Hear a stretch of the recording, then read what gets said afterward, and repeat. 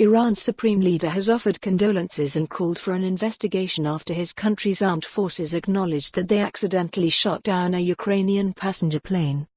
Ayatollah Ali Khamenei expressed his deep sympathy to the families of the 176 victims, and called on the armed forces to pursue probable shortcomings and guilt in the painful incident. Iran shot down the passenger plane after it took off from Tehran, amid heightened tensions stemming from the US airstrike that killed Iran's top general, Qassem Soleimani. The military said it mistook the plane for a hostile target after launching a ballistic missile attack on two bases housing US troops in Iraq.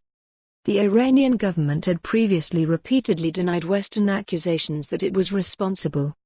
All on board the passenger plane were killed. No one was wounded in the missile attack on the bases. A military statement carried by state media said the plane was shot down after it turned towards a sensitive military center of the Revolutionary Guard. The military was at its highest level of readiness, it said. In such a condition, because of human error and in an unintentional way, the flight was hit, the military said. It apologized and said it would upgrade its systems to prevent future tragedies. It also said those responsible for the strike on the plane would be prosecuted. Ukraine's president said Iran must take further steps, including an official apology, following the admission. Volodymyr Zelensky said that his country expected assurances from Iran of a full and open investigation, bringing the perpetrators to justice. He added that Ukraine expected the paying of compensation and official apologies through diplomatic channels.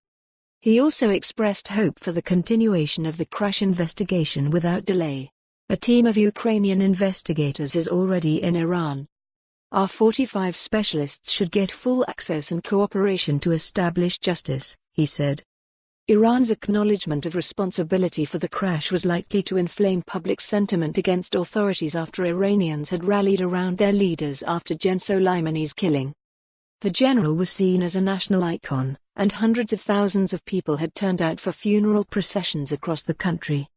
But the majority of the plane crash victims were Iranians or Iranian Canadians, and the crash came just weeks after authorities quashed nationwide protests ignited by a rise in petrol prices.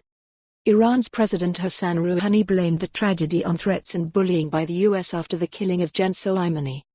He expressed condolences to families of the victims, and he called for a full investigation and the prosecution of those responsible. A sad day, Iran's Foreign Minister Mohammad Javad. For more on this story, visit the news article link.